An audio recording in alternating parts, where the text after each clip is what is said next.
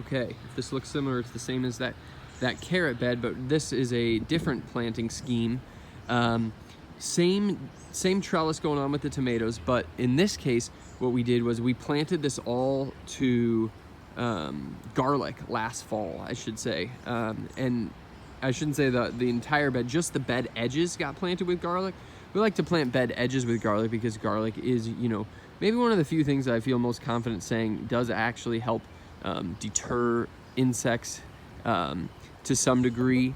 And so and it's just a nice, you know, polite crop, as it doesn't take over or spread. It works well on an edge.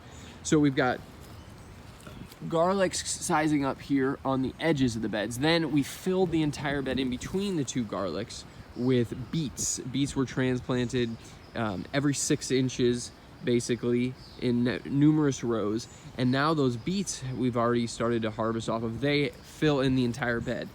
So the beets, we can come in here and see, they're starting to get quite big.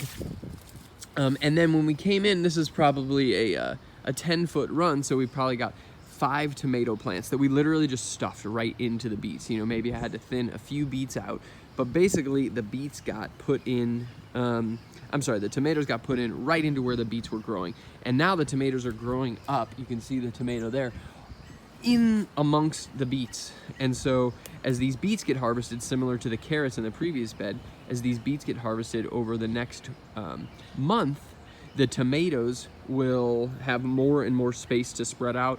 We'll pull the garlic in July. So then by the end of July, there will be nothing else pretty much in this bed except for the tomatoes. And at that point, once we pull the garlic, we can also potentially put in other companion plants if we want to put in some onions or some Swiss chard or some other things that, I should say green onions. We could put in those kinds of things in and along the tomatoes, things that aren't going to mind too much getting shaded out, and we can get a little harvest here or there.